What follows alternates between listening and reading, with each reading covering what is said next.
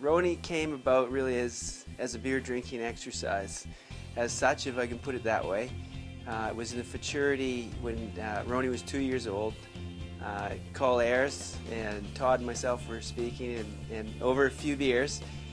And Ayers probably was the brainchild behind it. He thought, in today's day and age, with cutting costing so much to get a horse purchased and trained and entered, we thought maybe how could we, appeal to the broader range and maybe get it a little bit more like racing with syndicates, that maybe we could all put a little bit in, maybe a bunch of friends, create, bring some people from outside the industry, and come and watch a good animal. We could afford to buy a good animal, get them trained, have a good shot at, maybe getting some prize money.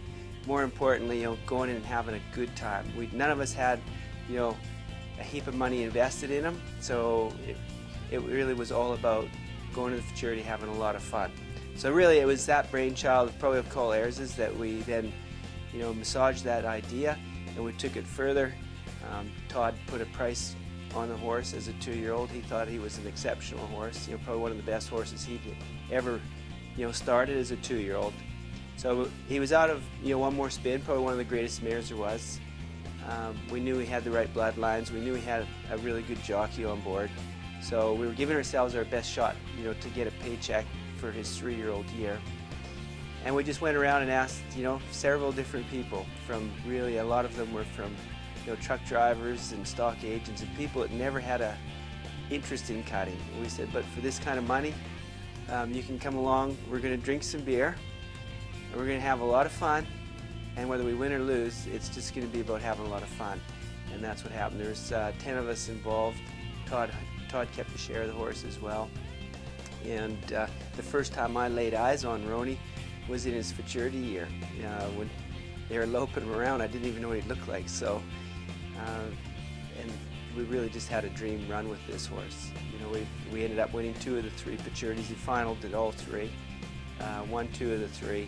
He was as a 3-year-old, he was extremely exciting to watch. And for our syndicate, we were there. We got to drink our beers. We had a lot of fun, and we really had a lot of excitement. It wasn't for any of us. Probably never thought we'd be on that arena floor, picking up the buckle at a futurity. And for a lot of us to be able to do that was a real great thrill. So that's how it kind of came about. Again, the whole journey with Roni has been one that we never expected. Everything's superseded our expectations. Again, winning 2 of the 3 futurities, didn't expect it. We then won the Derby, in his 4-year-old, the NCHA Derby. We were hopeful but didn't expect it. And as a result of his success, we ended up, again, totally unprepared. We had a big Colt to breed a lot of mares.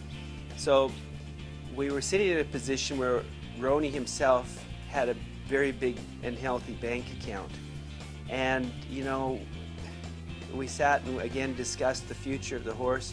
We said, we purchased this horse to have fun with them and enjoy the journey. To that date, and still to this date, none of us have ever had to put our hand back in our pocket from that one day when he was 2 that we purchased him. Roni's paid for everything. So with that bank account, we said, why don't we do something, again, that none of us will probably ever do in our life? Why don't we fly this horse with his money over to America and just go have a chop? We're going to get to go sit at Will Rogers Arena in Fort Worth that we've never really been to. We're going to drink some more beers there. And who knows, this is sometimes how the story gets fluky, and we may do well, and if we don't, it doesn't matter. And it was an Australian bred horse. Todd trained the horse. The deal was Todd would go over and show the horse as well. And for any of us syndicate members that were able to, we flew over, and we had one of the best trips, and again, it was all because of Roni. So it was really, Roni that, created the situation, because financially it did not cost us anything as such. We always felt this horse would draft, and we thought, well, again, keeping on the same lines we've always been on, which was maybe we should send him out and see if he would draft. If he would, we'll get to go to some new areas we haven't seen, i.e. maybe at Paradise Lagoons or wherever they might be, and keep on the opportunity to be able to meet new people and see new sights. So in the decision to send him drafting, you know, we looked at who we would send him to. There were certainly some fantastic, talented people out there.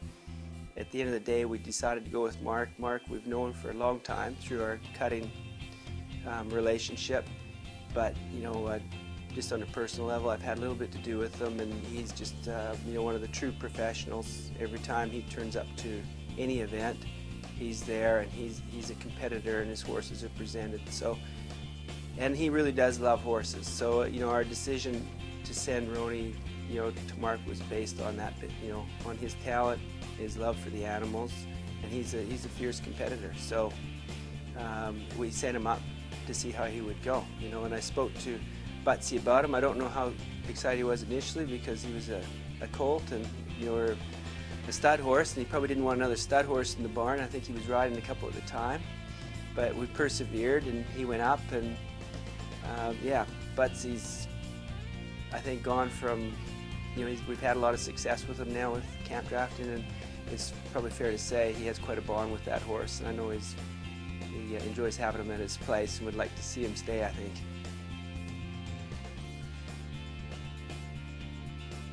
None of us, our business has never been to be in the breeding business for any of us. It was something that we fell into. It's not something we really need to be into or want to be into.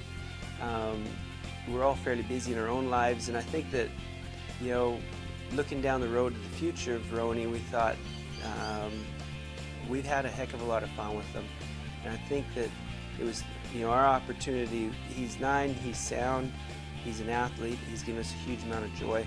We felt somebody's going to buy this horse potentially now that really does want to probably promote him, go on with them, and they will get as much enjoyment or more. You know, we've had that much enjoyment. We've had people in our syndicate that have seen parts of the world they never would have seen if it wasn't for this horse.